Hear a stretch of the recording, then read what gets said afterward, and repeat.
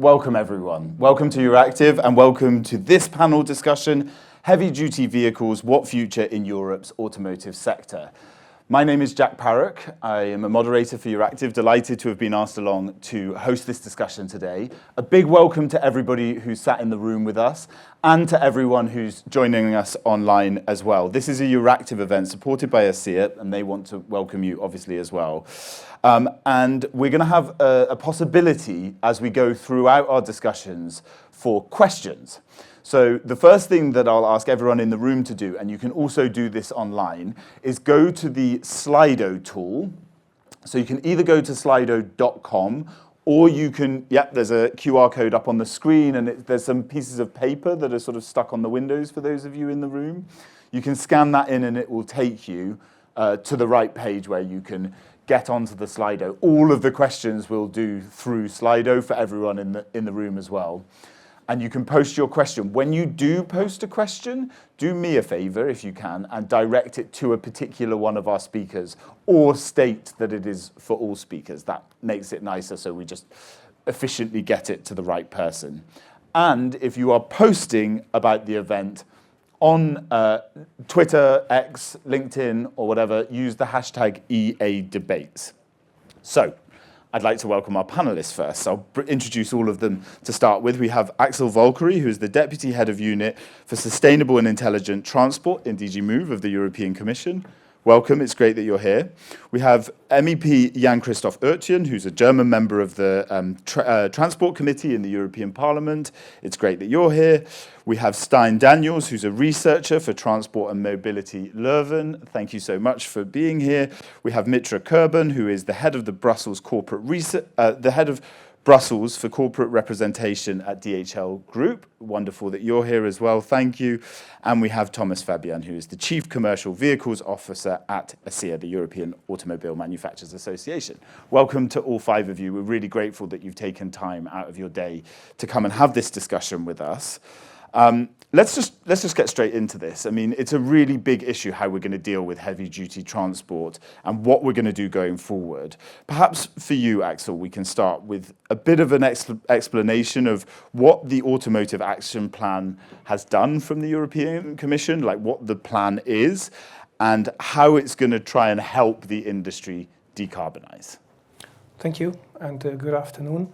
Indeed, the Automotive Action Plan was a major exercise in the beginning of this year, and let's not forget why we did it, because these are really challenging times. I think there is no reason to discuss around that. The economic context conditions are not great.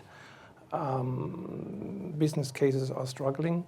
But amidst of all of that, we have to acknowledge that we have seen great progress over the last 3 years. So if you remember the time we adopted Fit for 55, we discussed with the Parliament and agreed, and the Council on, AFER and CO2 standards. There were always questions, will the vehicles come, will the infrastructure come, will the users be ready for this transition?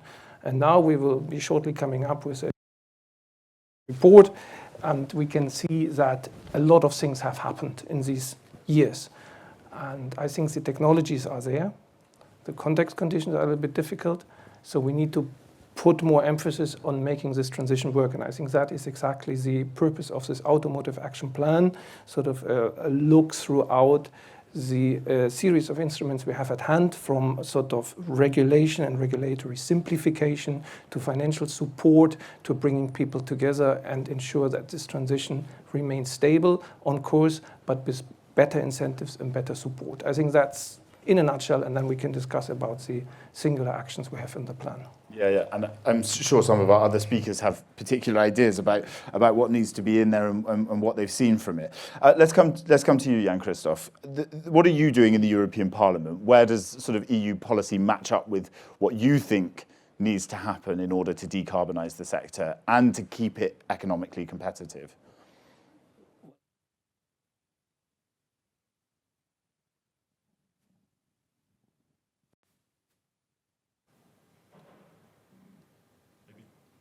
Maybe it's me. So I would say first, what is important is awareness rising, because we are talking a lot about cars and about electrification for the cars, and trucks are very often forgotten.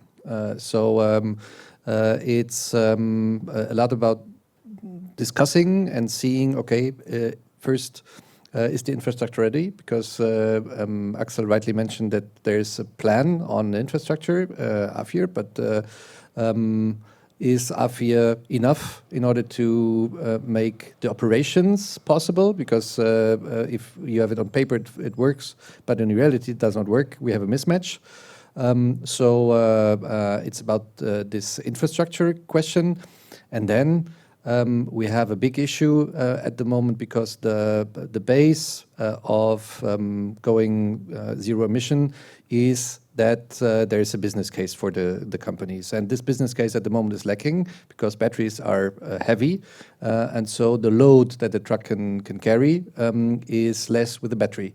And for this, there's a legislation that is foreseen, which is weight and dimensions, but weight and dimensions is stuck in the council. So member states are not moving forward on this topic, which is urgently needed because without this regulation, the whole plan of decarbonizing, going zero emissions, so going electric, will not work, and then we will need other solutions.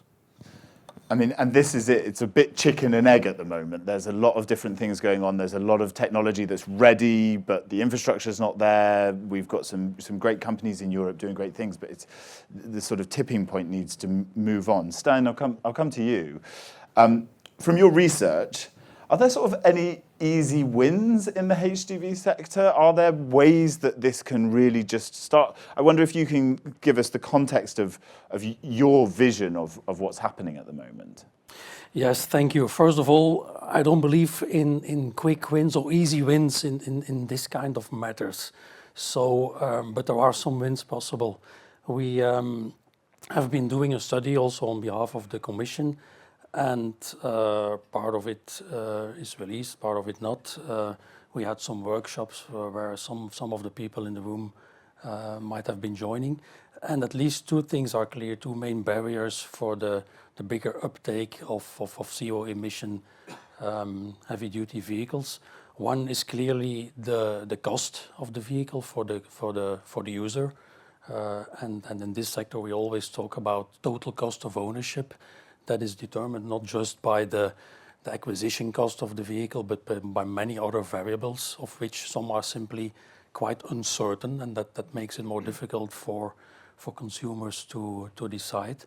And the second element there, the second big barrier, is maybe the availability of recharging, mainly recharging infrastructure, certainly in the shorter term, meaning that grids are not adapted everywhere. The connectivity is sometimes an issue, the long procedures for permits, etc. So there are some barriers, and it's not up to us to tell policymakers what to do, but at least removing those barriers will be needed to improve further uptake of the zero emission vehicles. Yeah, and we'll talk about a bit about those barriers and what policy options could be there to remove them. Let's come to you, Mitra. You're right on the front end of this. DHL is a company using tons of trucks, obviously having to look at it from a business case as well. What are the sort of conditions required for a quicker uptake of decarbonising technology? What do you know about it from a company perspective? Thanks for the question, and thanks for having me in this debate today. Before I answer maybe this question in particular, let me also tell you where we are coming from, because a lot of people always think like DHL has like so many vehicles. Yes, we do have globally around, let's say, 120,000 vehicles, of which are, let's say, 40,000 electric vehicles, but in the smaller segment, so we're talking about pickup and delivery, these are the vans. And out of these, we have 250 electric vehicles globally, out of which 50 in Europe. So just, let that sink in for a moment. And of course, I mean, Stein was mentioning a lot of these like insufficient enabling conditions that we're talking about in the moment. And I think we really have to put some pressure behind that. This is so important, and it's also nothing new. Everybody in this room, I think like at least with half of them, I have been discussing it for years. So the question for me is how can we accelerate that actually? I mean, when it comes to grid capacity, grid connections, but also the costs of energy and also the cost of the chargers. And we can talk about that in depth going further. But we have seen a lot of commitment from the Commission also in the recent publication. So of course we welcome it. But I think what I really want to maybe point out in my introductory statement is that we're running a little bit also out of time because we need to do more and faster. So this is one thing. The other thing is also, of course, while we're doing it and while we're focusing on really like, you know, moving up and moving faster, we also have to see what are the current wins, what are the current solutions that help us as companies to really reduce our emissions now. And there we're coming to bridging technologies, there we're coming to interim solutions that are at the moment helping us to reduce our emissions. Because let's not forget, I mean, we're talking on the one hand side about the EU climate target, but for us as an individual company, we have our own sustainability target. That means we want to meet 30% sustainable fuels by 2030. We want to increase our share of electric vans globally by 66% by 2030. These are very ambitious targets, and they're also verified by the Science Based Target Initiative. So is our net zero target in 2050. So it is very important for individual companies to really look what can we do now. And I don't say, you know, the now comes before the what we want in the future, but I'm just saying it has to go hand in hand. This is it. You have to have your commercial realities on the day, but then also a plan for the future. Thomas, let's come to you. What are European automakers making of the action plan to start with, and what do they need? If you can give us a bit of a sort of barometer of where your members are at the moment. Thanks very much, and good afternoon. I think I can echo a lot of things that have been said earlier here. So first of all, we're obviously happy that the action plan does recognize heavy-duty vehicles, right? It's kind of a humble position to say we're mentioned in the action plan with the heavy-duty sector, but it's an important recognition that the heavy-duty and the commercial road transport sector is different from the passenger car market. So that's an important thing. And there's also, we acknowledge this, good focus on the enabling conditions. Commission has mentioned the infrastructure in various measures and also cost parity measures that are in there. Unfortunately, we think most of them are rather long-term, and this is where our concern comes in. So, I mean, for example, the European Clean Transport Corridor Initiative that is mentioned in there is a great initiative. We like it. At the same time, it feels a bit like a pilot project, right? Let's help everyone to electrify or decarbonize certain corridors. While we're actually at the moment, Mitra, you mentioned this, should be in the phase of mass deployment. We are at 3.5% zero-emission vehicles, heavy-duty vehicles, first 3 months this year. We need to be at 35% in 5 years. And this is to take your picture, chicken and egg here. This is where the chicken, perhaps the commercial vehicle manufacturers get a little nervous because we're the only ones here that face regulatory penalties if things don't work out as planned. And this is where we think the action plan is actually missing a critical element, and that is recognizing the interdependencies in the sector. So we think what we need to do, and this echoes a lot of what you said earlier, Mitra, we need to double down on the enabling conditions. We need to be much faster when it comes to infrastructure, cost parity, grid connections, a lot of that. And at the same time, we need to accelerate the review of our CO2 standards, because we're not helping our industry's competitiveness by potentially penalizing vehicle manufacturers with something that they're not even responsible for. Axel, I suppose this comes back to you, this set of enabling conditions, but also this concern from the industry. What do you make of what Thomas has said there? And I suppose this is where policy intersects with market forces as well, in some sense. Perhaps you can talk to the thinking behind the policies when you've heard what you've heard. No, first of all, I can sort of support. I mean, we've been discussing a lot of these issues over the past months and years, and you see that many of them have been picked up in the action plan. And I think it is indeed a broad focus, not on one instrument or one problem, but on a host of them. So we have, for example, an issue on the demand side, as Thomas was pointing out, and we have been sort of looking into the tools that can help foster demand. Be that the extension of the possibility to exempt zero-emission vehicles under the Eurovignette, be that a very, very clear message also from the Commission that it is important to remain predictable on the long-term regulatory framework, including ETS2, including AFIR. If you are in such a transition, it doesn't help if you cast uncertainty over your key regulatory levers. I mean, yes, to flexibility where it is possible. You have seen that with the CO2 standards for cars and vans, but we need to be clear the overall direction of this transition and the regulatory framework supporting it needs to remain, and I think that has been a very clear message. When it comes to infrastructure, yes, we've been setting up the Clean Transport Corridor Initiative, which I think is an important one because it brings together member states. You know that this has been linked to the new instrument, the competitiveness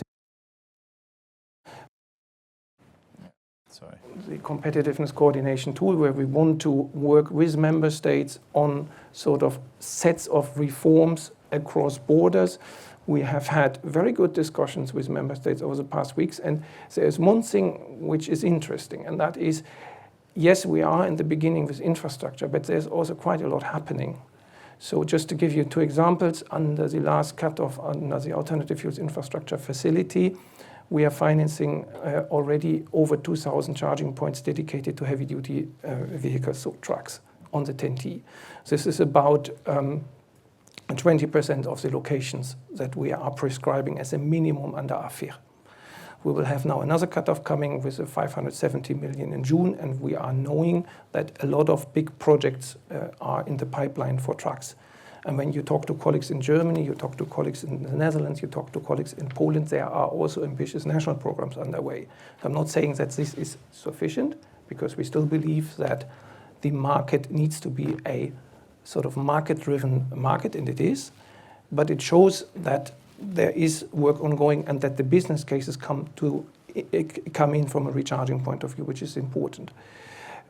So I think what we need is a little bit of stamina, a positive narrative, and sort of the ambition to drive this together through. Because if you now start to cast doubt and to cast, uncertainty, then you are not only risking the transition. I mean, manufacturers or forwarders have made massive investments and they need to carry through.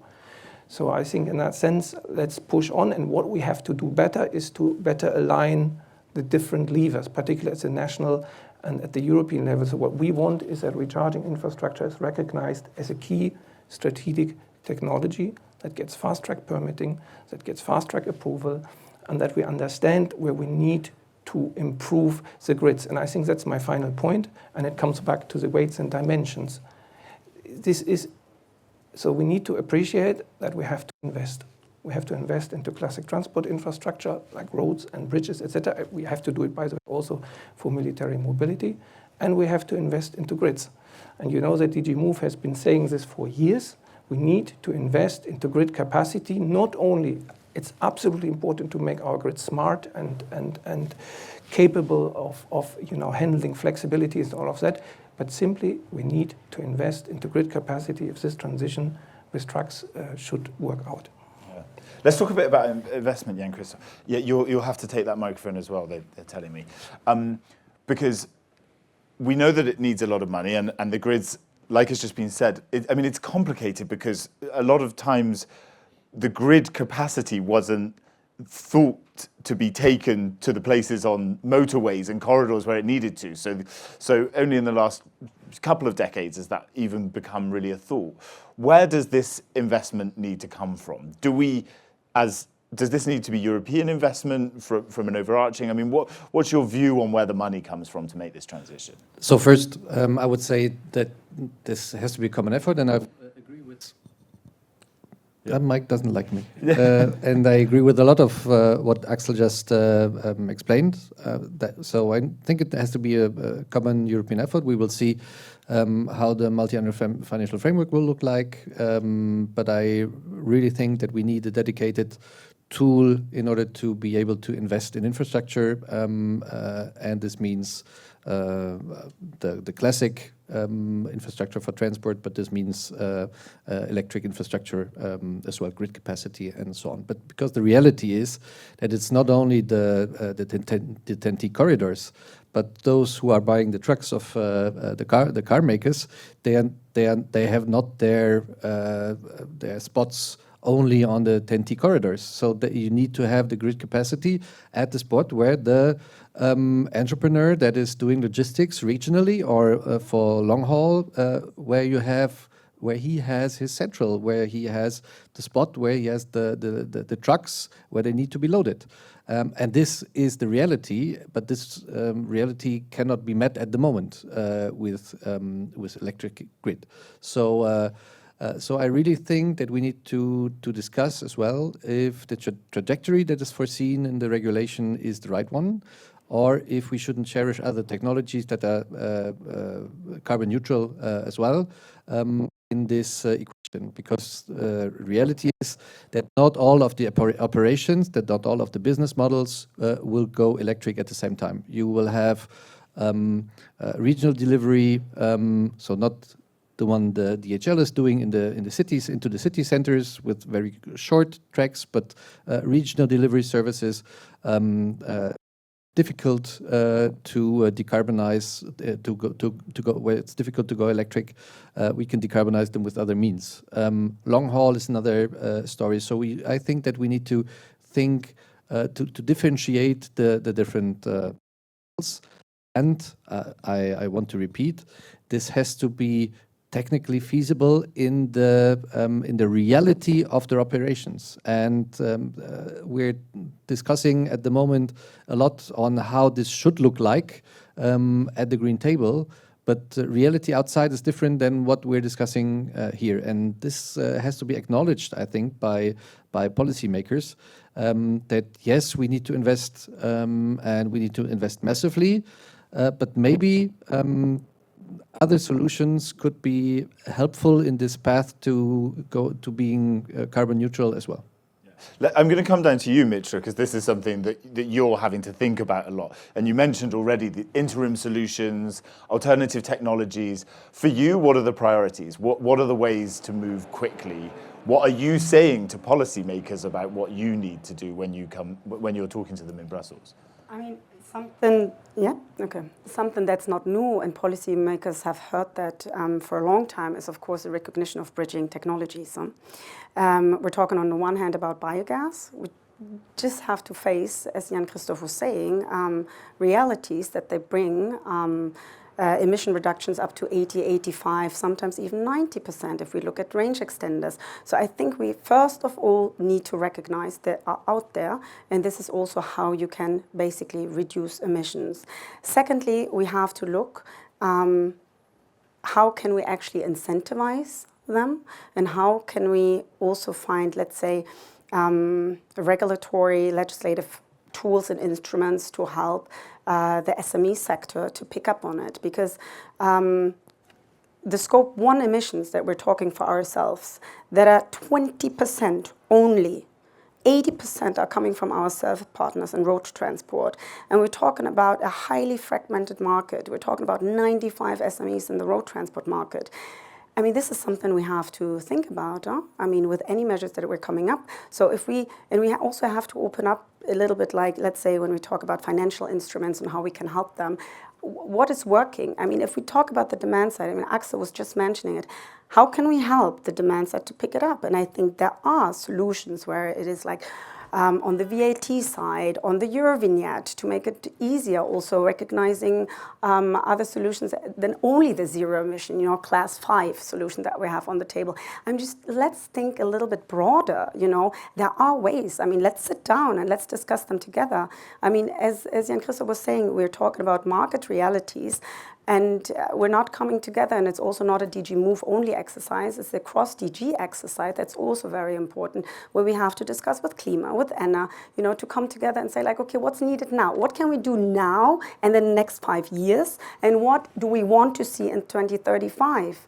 I mean, again, it's nothing new, and we're happy to discuss and discuss it in more depth, but I think especially on the bridging technology solution side, there's a lot on the table. Stein, what do you make of that? I mean, from your research, do you agree with what Mitch was saying? Do you think that these bridging technologies should be... I mean, where do you see the mix of all of this going forward? I maybe want to jump in on the level of some of the incentives, and not just the ones that can be given, or the framework that is not just to be designed by maybe the European Commission. There is also a lot to do at a member state level, at regional level, in terms of providing the infrastructure, but also if we talk about taxation, you mentioned VAT, you mentioned, or we can talk about all sorts of registration taxes for vehicles, where of course the difference can be made between zero emission and other vehicles. Don't forget about road pricing schemes that are becoming more popular, that also could differentiate between technologies, which could mean additional incentives to promote zero emission vehicles in the market.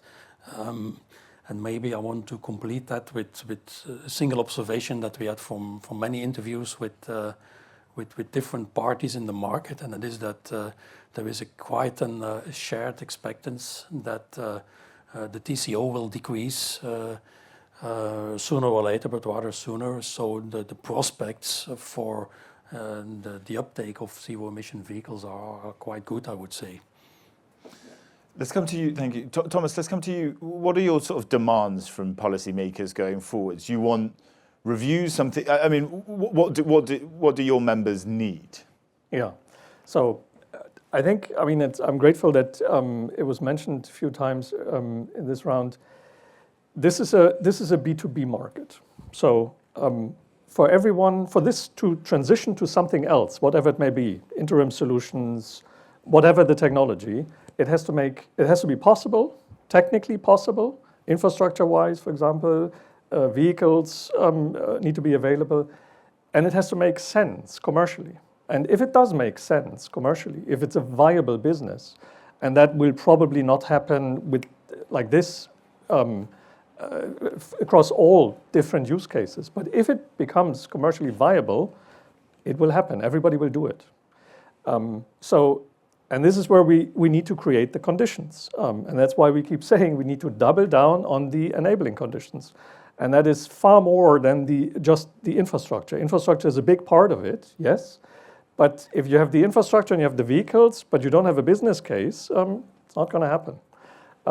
So it has to happen simultaneously. And the challenge is, of course, that it has to, a lot of it depends on member states or on the regional or local level. So what does that mean for us?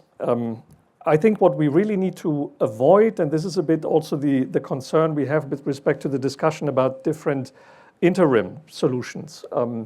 What we really need to avoid is a mismatch between what is required from the demand side and the supply side. We have a very strong regulation framework that requires us to reduce the emissions, CO2 emissions of new vehicles by 2030, in 5 years. We can build the vehicles, but we need customers who are able to profitably operate those vehicles. If we change the regulation framework in a way that incentivizes our customers in a different way than what we need to do, then there's a mismatch. That doesn't work. And on top of this, the big buzzword, but it's an important one here, is what do we want from policymakers? Pragmatism and simplification. So things need to be simple, right? And one last sentence here. I think what we really need is urgently is the recognition that we need to monitor this very carefully, the development of the enabling conditions. We've just launched today on the ASEA website what we call the zero emission tracker. So we can't do this alone, but we're looking at for light duty, but also for heavy duty vehicles at what's the state of the registrations, but also what's the available infrastructure. and everyone agrees there's not enough infrastructure available today. So we need to monitor this very, very carefully every 6 months or so, and then draw the right conclusions and see where we need to adjust further. Axel, what do you make of those demands, the suggestions coming from the industry, the possibilities of, firstly, regular, the last point Thomas was making about regular checkups, keeping an eye on it, not sort of some long-term plan? Well, I think we have a pretty good regulatory monitoring framework in place. Some say, particularly at member state level, that we have over-regulated the reporting and monitoring and that we should simplify it. But of course, we are looking very carefully into this. And by the way, you know that we in DG Move, we operate the European Alternative Fuels Observatory. We were always a little bit on a second step side with commercial vehicles. But now, with the new contract in place, we will have sort of a big push for not only vehicle-related, infrastructure-related data, but also traffic flow-related data so that we can work there much better. But maybe two more points on the general context. I think what we have learned over the last years is that we are discussing here a twin transition of transport and energy together. And I think when we have all this discussion about interim or bridging technologies, and under AFIR we have kept the provision that member states have to ensure a appropriate refueling infrastructure for LNG, for example, and close it where there are gaps. But we also need to be honest and say that if we speak about something like biogas, it's a thing which is helping a lot of transitions. It's a thing that is helping a transition in the cooking, in the heating, etc. sectors. And of course it is relevant in transport. But then, when you look at our sustainable and smart mobility strategy, we are looking at all modes together. And we have an urgent need, and that's also relevant for DHL, to use gaseous fuels and decarbonize them in shipping because they have less alternatives there. So we know from our bus markets, etc., that bio LNG buses are really good for the local company. But let's be honest, we have also conditions that constrain the scale up of that fuel to an extent where you would say it is the main go-to thing. And this is, as Thomas was saying, where are we on the trajectories? Where are we on the invest? This is not only regulation. This is global market investments. Where are we going? And I think we will have a considerable push. I mean, all the manufacturers are ready. All their third country competitors, by the way, are also ready. And I think so we should be clear on the broad fuel mix, but also, and that we clearly see in our technology assessments, that the technologies that is maturing quickest and to scale is battery electric. So, and it has advantages for many reasons. What we need to master is a twin transition in energy and in transport. And I think there we will see, and there I agree with Thomas, we need to actively monitor and see if the things come into place. But I think from our point of view, at least we're doing it to the best that we can. Yeah. I want to come back to you, Mitch, actually, because while there's like a sense of a need for obviously the trust in the policy, there's also in the industry as well, because you guys use market forces. You will change what is needed to fit your bottom lines, essentially. That's a fair assessment of what any business does. You're the sort of, obviously speaking on behalf of DHL, but across the board, that's what all the companies will be doing in the sector. And there was sometimes plans that companies like yours signed up to electrify your depots. And then you've seen actually that that's perhaps not quite as easy always as it can be, and have put some brakes on some of that stuff at times. Have you? I mean, perhaps you can talk to us about how, the challenges that have happened within the electrification of your own fleet and your own infrastructure. Well, the depots is a whole different topic. I think what we definitely need is, of course, the charging infrastructure at our depots, but of course we need to rely also on the public charging infrastructure. I think that needs to go hand in hand. And I think at the moment, at least, if you ask me, we see quite a different price range when it comes to the depot charging and the public infrastructure, and I see also Axel and Stein are nodding. And this is, of course, on the one hand, it could be, beneficial because it could help the business case. On the other hand, we're still talking about, let's say, we need to the grid connection and the grid capacity is not there yet as we would like to see it.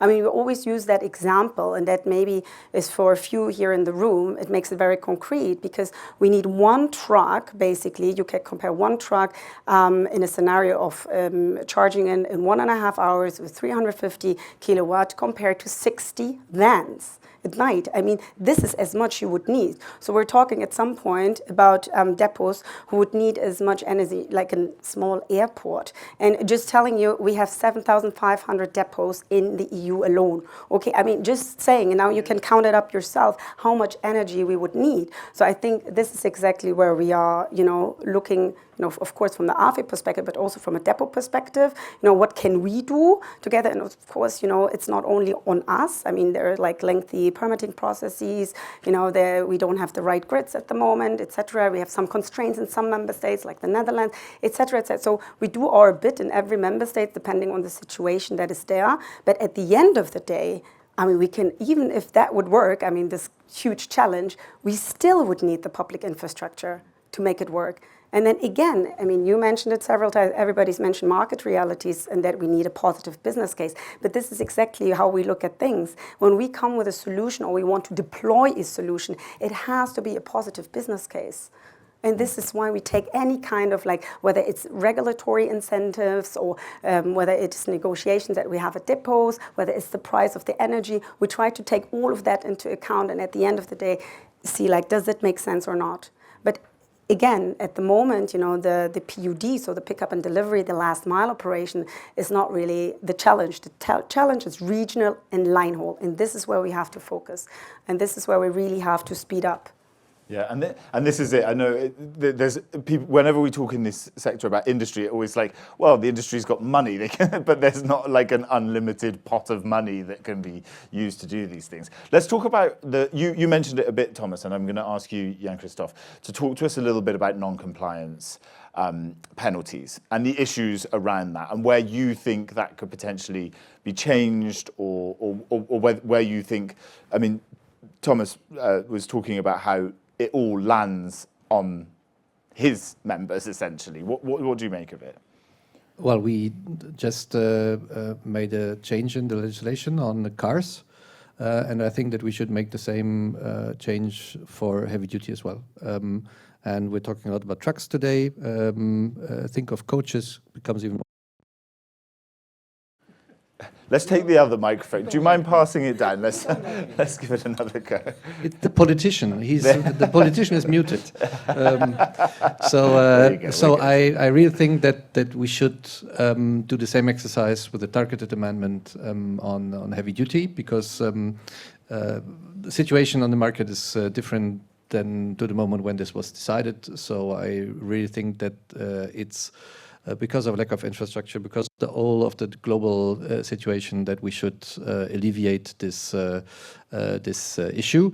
But then the question is what comes after, because it's this is only a flexibility question. The real question is, do we stick to the plan, as Axel said, or are we more open on other technologies?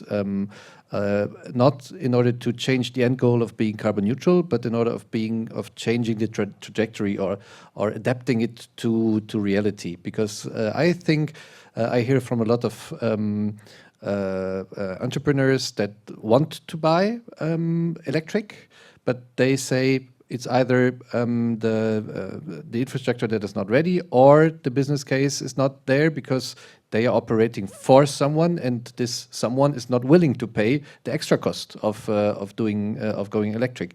So that's why I think that this trajectory that was foreseen, that was discussed at the moment of the Green Deal, is a little bit outdated and needs to be adapted to reality. Stein, if I can ask you on this, I think your microphone's good. Yeah. Well, in general, I think that some nice examples are given about why companies still hesitate about going really for zero emission. But as has been told, there are some issues, but TCO is decreasing. We believe that the uptake is going to take place. But let's not underestimate that there are lots of SMEs in that field.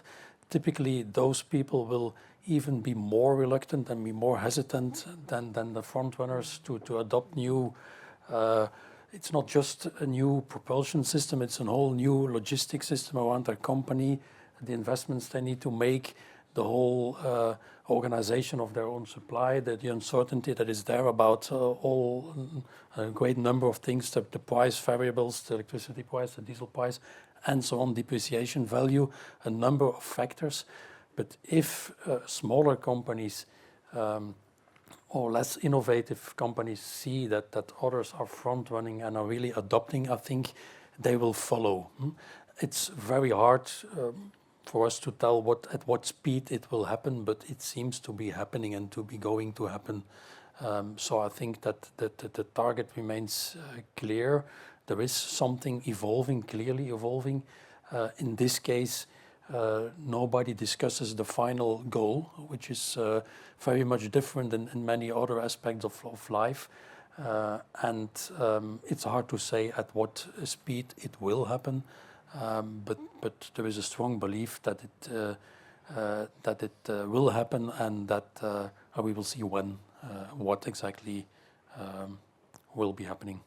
It's one of those things that, like, in 10 years' time or 20 years' time, we'll be able to look back and see the mistakes and see where things could have changed. And there are a lot of people saying different things right now of what we need to do. But one of the things that the truck makers are very concerned about, Axel, is that they'll be, I mean, on this slightly, will be dumped with a big bill at the end of this, that it lands on their head. Are there ways that you are trying to assuage the fears of that happening when or sort of providing some sort of comfort to them as this transition happens? Well, I can take a very easy route. I could take a very easy route to this answer and say, well, you know, I'm responsible for recharging infrastructure in the Commission, and this is a question which you should ask to my colleagues in DG Klima. You will not hear from me today a message on the review of the CO2 standards for heavy-duty vehicles, simply because there is no planning yet. So, I mean, and so, of course, the Commission has announced also in the action plan that we are going to review the entire regulatory framework. We will see how this will play out in the months and years to come. And then, as it was announced, I mean, where there is a possibility to improve flexibility, I think there will be a strong, and, you know, this is not me, I mean, I'm just executing stuff. But I mean, there will, of course, be an interest to say, if there is a flexibility without endangering the pathway, let's look into it. So I think this aspect of looking together at, you know, things like the ETS, like the CO2 standards, like the recharging infrastructure, that is, of course, it is enshrined. That's the way we are writing the action plan. But I think it's too early to say now, you know, we will do X, Y, Z. So I think to that discussion we will have to come back later.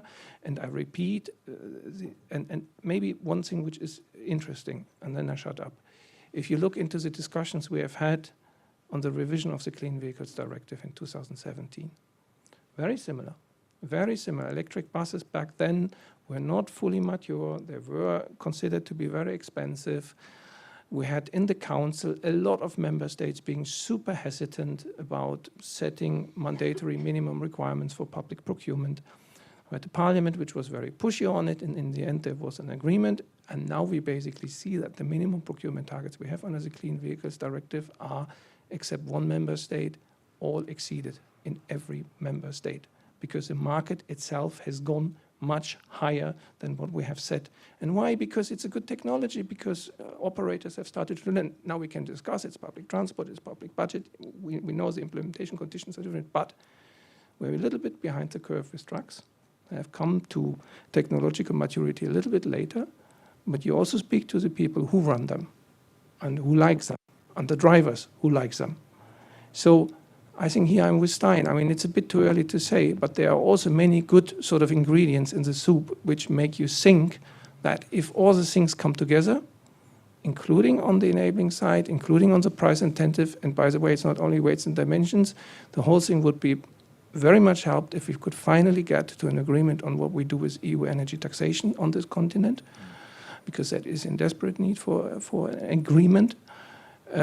I think then there is a business case and it will go forward. But of course, it is not easy, but nobody is helped if we now reinvent the wheel every 2 years. I think we could have a full other panel about EU energy taxation, so we won't go too deep into that, although it is a really important point.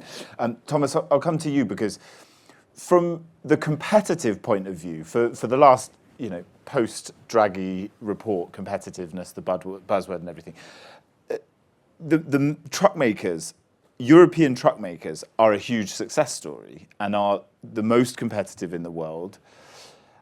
But as you mentioned, it's this sort of B2B business, so it's slightly less easy to sort of sell publicly, is it? I mean, I don't know how we change the mentality. We've talked a lot about the practicalities, but perhaps some mentality changes need to happen. I wonder if you can talk to that.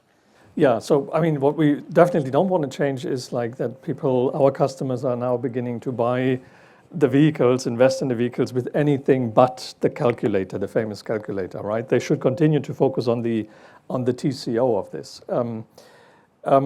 At the same time, you mentioned competitiveness of the. Indeed, it's a huge industry, right? It's often perhaps not forgotten, but it's kind of taken for granted in the web of our economy here.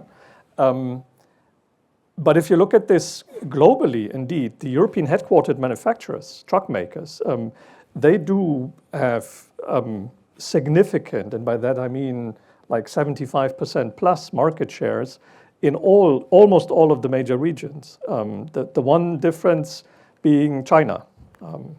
So that is a different element here. But to give you an example, to make it perhaps a bit more tangible, one of the manufacturers recently told us, do you know what it takes in Europe to build a new truck, type approve a new truck? So what is to get the permits, right, the technical requirements? It's a little more than 20,000 pages. 20,000 pages to meet the regulation requirements. I think that should be addressed. Do you know what it is in other parts of the world? Is there a comparison there? Well, I don't have a comparison here, but Europe did, of course, always pride itself with leading with regulation, right? So I think there's a fair guess to say that others are not exceeding this, probably, and it's quite excessive anyway. So I think, indeed, what we need to make sure is, and Axel, you mentioned the example of the Clean Vehicle Directive. It's a very good one, indeed. And it's good that we are, for example, with the urban buses, are exceeding many of the targets. Yet, we have a 90% sales mandate in 5 years, 2030. So we're wondering if the last 40% here that we need to cover, if those who need to invest in those buses, municipalities, cities, these are not anymore the big ones. This is everyone. If our municipalities and the transport operators are actually equipped to make this jump.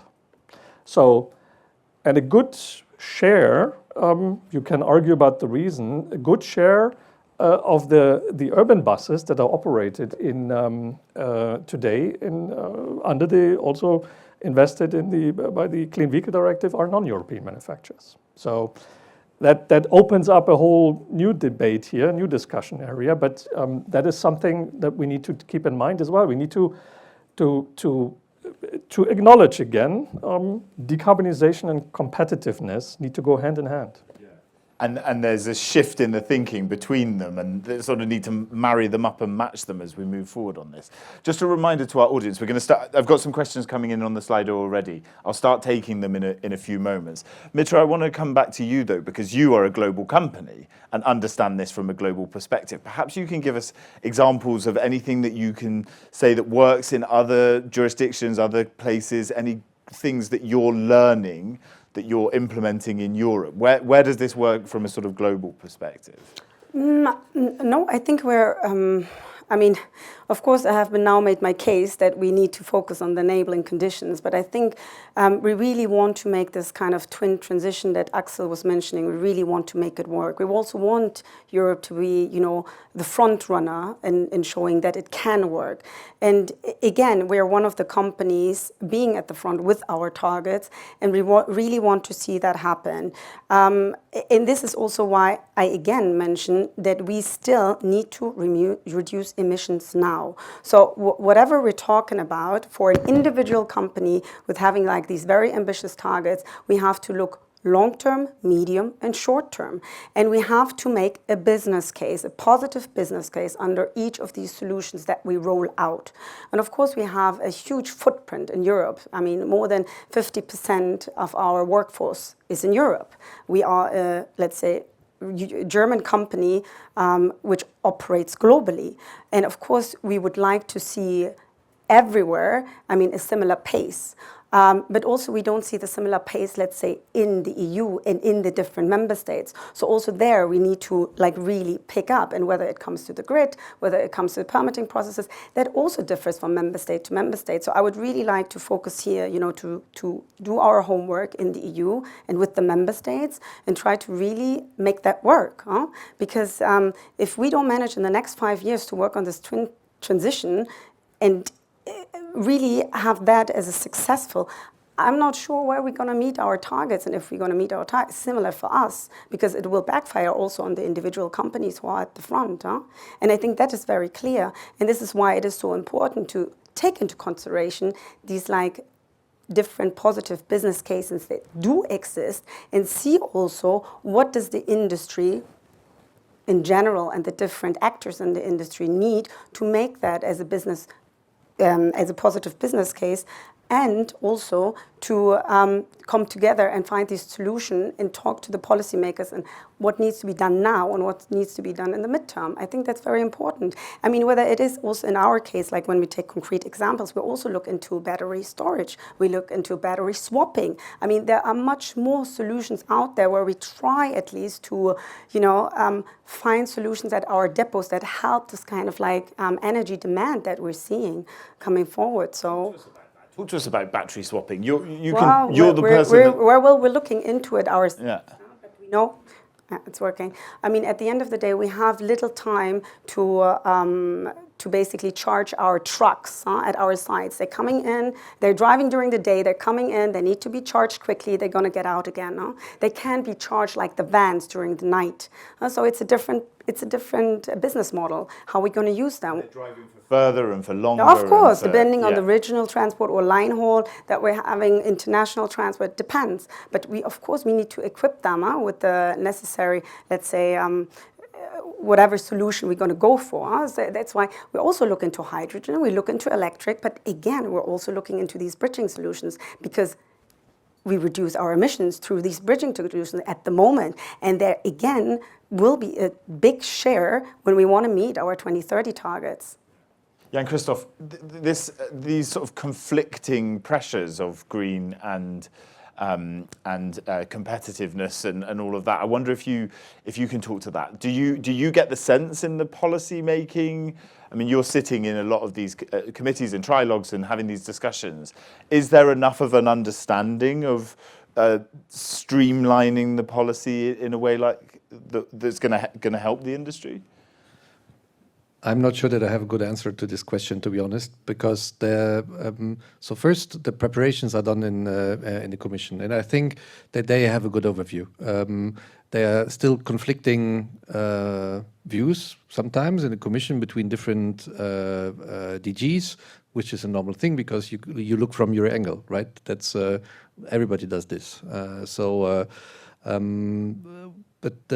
I think the issue is more that we are so much under time pressure, and that the policy making is so much under time pressure, and has been done already. Green Deal has been done under time pressure, and sometimes you have this. You're on a bumpy road, right? And there are regulations that are not coming, even though that they were foreseen, and so you need to adapt to this. And sometimes you have all of a sudden a war of aggression in Russia, where Russia attacks Ukraine, which shifts all the priorities and shifts brings us into a deep energy crisis, which has not been foreseen and not been calculated with. So it's adapting under those conditions, which is complicated. And then you have policy standpoints where. I mean, I'm a policymaker, so I can say this. There are some that are quite stubborn and that say, well, we said this, we did this, so we stick to it. But sometimes sticking to it is not the right solution in a world that is changing. So, and policymakers are not always the best to be able to adapt to new realities. But I think there's a push from industry at the moment, and in the industry, minds are changing as well. I work a lot on aviation. In the past, all aviation companies said, no. All those alternative fuels, they are for us because we need them. We have no alternative than going on alternative fuels. Now they're understanding that the fuels industry needs a business case as well, and that maybe it's interesting to have alternative fuels used in different modes of transport so that there's investment and capacity. So people are changing their mind, they're adapting to reality, and policymakers are not always the most quickest in this. Thanks for your refreshing honesty there. It's nice to hear sometimes. Me, huh? Yeah. I did not talk about me. Exactly. So maybe you can give us a sort of positive outlook. What's a good way for us to go forward? I mean, there are lots of issues, and we've heard much about them during this, but perhaps you can give us a sort of a positive route that can go forward from your perspective, because you've been researching this, you've been looking into this. There is a good way out. I would say that the main driver is the ultimate goal to have much lower zero emissions in a foreseeable time, and that driver remains the same. I mean, hopefully, all things that we are experiencing now, the war and so on, energy prices, are rather short-term things. And the long term remains that we need somehow to greenify transport. Transport is responsible, I believe, for trucks are responsible for 25% of emissions, of CO2 emissions on roads, and transport in itself is responsible for quite a few percentages of CO2 emissions in Europe. We need to go that way forward, and I think also this case, the heavy-duty vehicles, it's a nice way, not just to do things, but also to show to the large public that really something is happening in this market. So it's quite visible. It's not always the best visible market, but it's still a very well visible market. And I think that mental aspect can play a role as well in the end. Thomas, I can see you nodding along there. Yeah, indeed. So, and I would like to pick up on a sentence that Axel, you said earlier that, and I think Jan Christian, you policymakers like to back winners, right?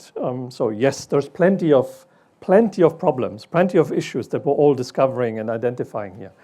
At the same time, I mean, for the vehicle manufacturers, we've made the investments and we continue to make the investments.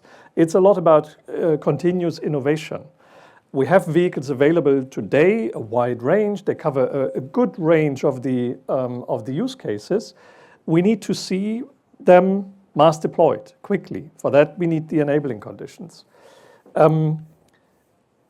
Yeah, at the same time, I mean, as I said, there's continuous innovation ongoing, right? It doesn't stop here. And at the same time, I mean, I mentioned the figures earlier here. We have a 3.5% of new registrations in Q1 25, zero-emission vehicles, everything above 3.5 tons. And if you only look at the heavy segment, it's much smaller, 1.5% only. But honestly, no one in these 1.5% has bought the truck for fun. So someone is figuring out and is beginning to figure out how to make this a business, to work this profitably. So this is indeed where we need to look at very closely, and I'm happy we're having this kind of discussion here. Where are the issues in the individual use cases, and how can we accelerate jointly finding a solution? You don't think any of this is like a test? It's always... Well, it's certainly early adopters, right? At the same time, I mean, this is serious investment. Big money, exactly, yeah. So, yes, there's companies out there who, and again, it's early investors, but it's also early adopters, and it's also perhaps one or two, and a few have perhaps these vehicles in their showrooms, right? Just to show that they're operating them. But I would argue, well, it's probably not 3.5%. And the ambition that everyone has been expressing here and continues to express in the industry is, of course, we need to go much faster beyond those early adopters. And we need to learn from them as Yes. well. That's one of the priorities, is that find out what the early adopters are Yes. doing with this. Indeed, and the challenge is the trajectory, right? We always said we're not so much concerned about the 2040 targets in the long term here. We're very concerned about the steep ramp up needed until 2030. Okay, so for the audience, get your phones out. Now is a good moment, and drop your questions into Slido. We have a few already, and I will start putting them to our panelists. Also, to everyone online, you can use the Slido tool. So it's on the screen. #HeavyDuty on Slido.com, or go to the QR code there. So let's start. The first question comes from Luke Parker, and it's to you, Axel. We'll run through them. There's quite a few. There's a few, so we'll just try and get to them and take them as you can. This one is: with demand for energy increasing across all sectors, how will DG Move work with DG ENER to ensure the transport sector remains as important an important part of this discussion and tangibly benefits from such investments?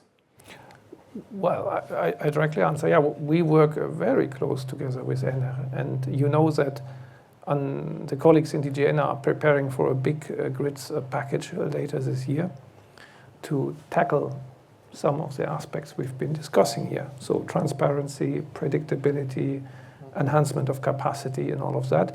And we are, of course, discussing, we're not the only sector. I mean, every sector is sort of making its demands, but we are for sure making sure, and there's also where the Clean Transport Corridor Initiative, for example, helps to remind everyone that this is really an important sector which needs to get priority. A lot of questions have come in, and as often happens, they are for you, quite a few. But we're gonna, because everybody wants to know about the policy. Is mine? Yeah, mine's still going. But there are a couple of others. So one of them actually is for you, Mitra, and actually for you, Jan Christoph. Let me find it again. Where's it dropped down? What role do you see for carbon neutral fuels, such as renewable diesel, in achieving emissions reductions, corporate and regulatory targets for future and existing fleets? This is from Emmanuel. I'm not going to try and pronounce this name off, but from Moreover, yeah. I'll start with you, Mitra. Mm-hmm. Sure. I mean, if we're talking about e-fuels, I mean, obviously we have a let's say, cross-transport mode perspective, because as DHL, we not only have trucks, we have also planes, we operate also in maritime. So, I mean, we do not necessarily see e-fuels as the solution in the road transport market, because we have alternatives compared to other transport modes. So we're really looking into, electric and bridging technologies, at least for the short term. But with regard to e-fuels, I think we need that for the hard-to-abate sector.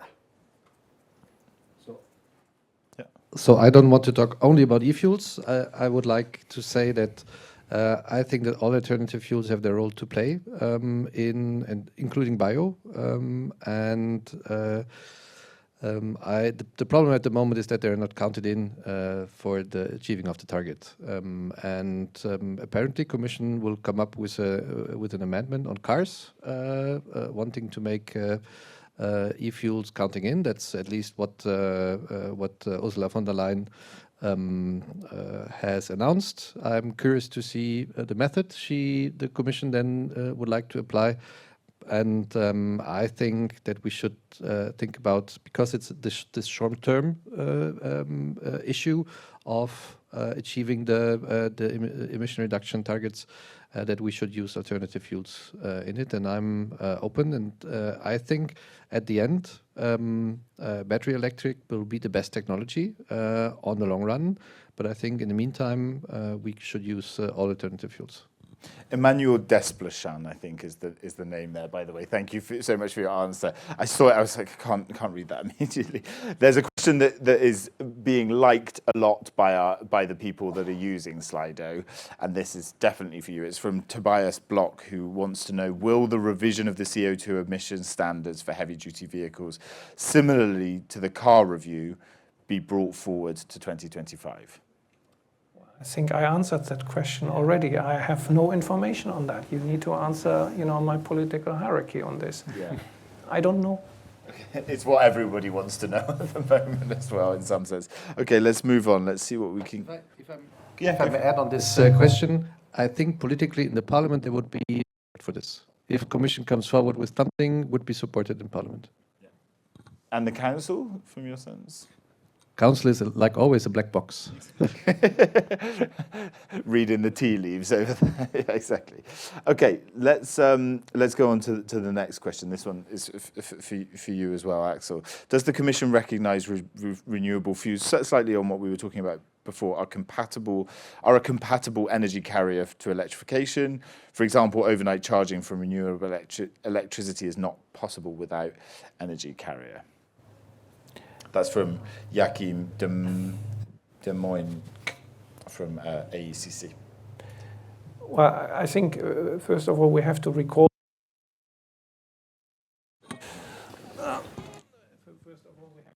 that we have this sort of a double pillar regulatory framework.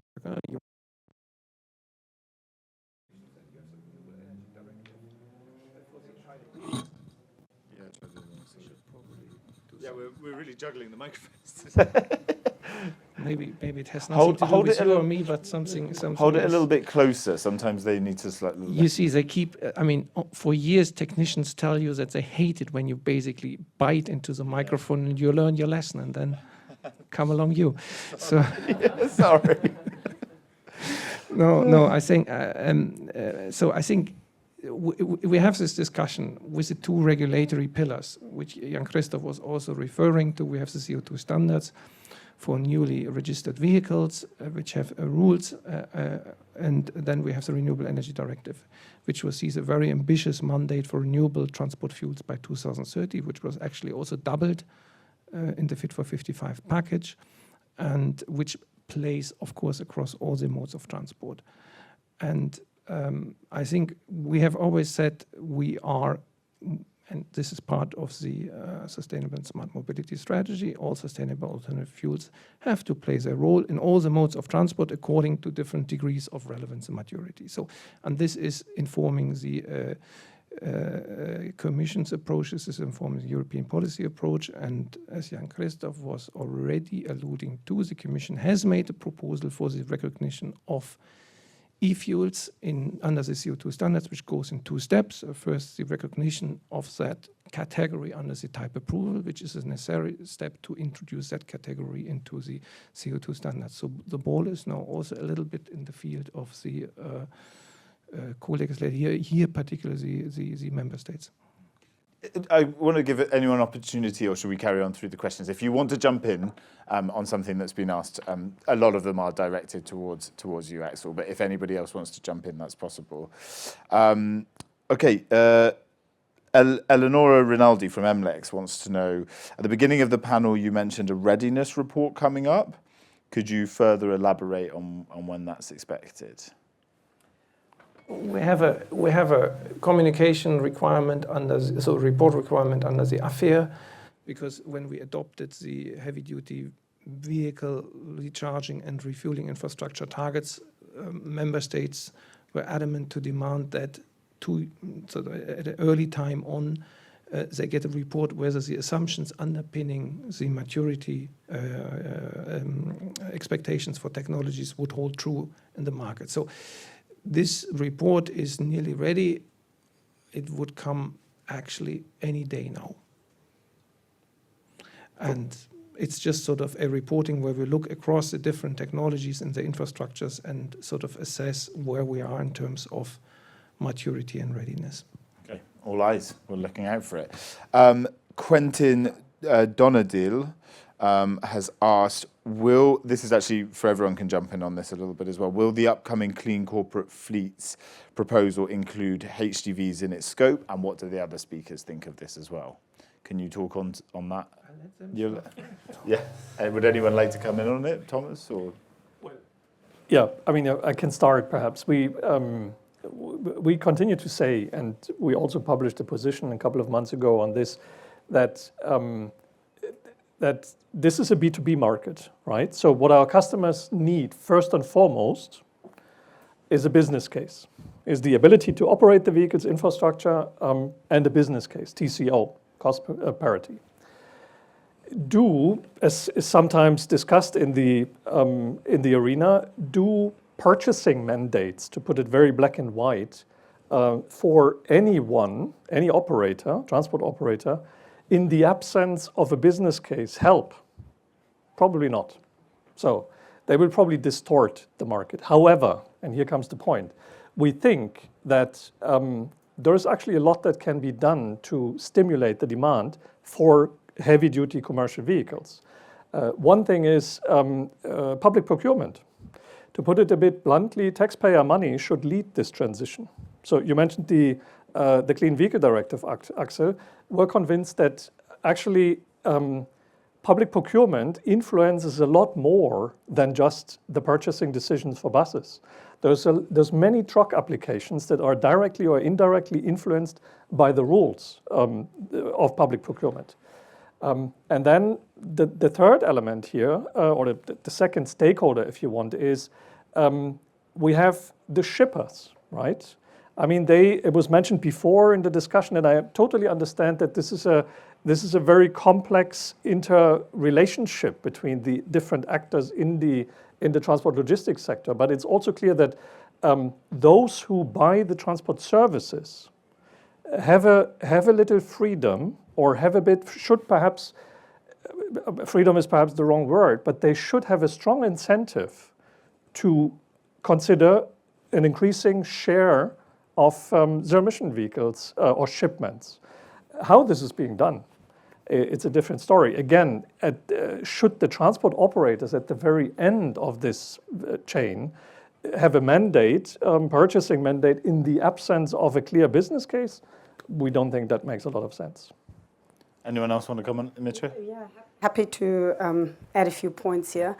I mean, mandatory purchasing targets, we do not believe that they actually, lead us to the, let's say, even intention from what side, whether Commission or also from other stakeholders, to raise the demand. I mean, first of all, we don't need to discuss again the enabling conditions that are not met at the moment, but they would also raise the prices artificially high. And then you cannot use them. You have them on the depot, and what should we do with that?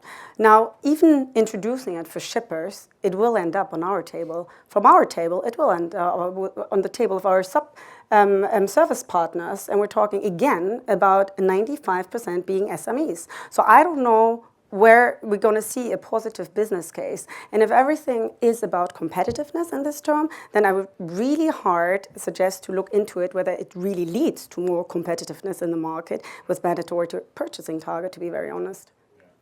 Jan-Christoph, you want to come in? We're really running out of time, so just very briefly, I just think I'm not sure that at the end Commission will propose such purchase obligations, to be honest, because they will fail immensely, and they will struck down in Parliament and probably even in Council. So I hope that they are so wise that they will not do this interference in the market.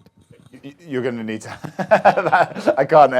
The time may be running us down. First of all, let me answer the question, because the question was whether heavy-duty vehicles are in the scope. And from our point of view, yes. We are looking at corporate fleets in the totality of corporate fleets, and that of course includes heavy-duty vehicles, because heavy-duty vehicles is a 100% corporate market. And then I think it was already mentioned. So let me just clearly state this. we've been mandated to assess the possibilities for a legislative initiative in this field to ensure a certainty on demand. But this is not a discussion which is solely focused on one measure, which is mandatory fleet purchase targets. Though, of course, in the public discussions, this is always a reception.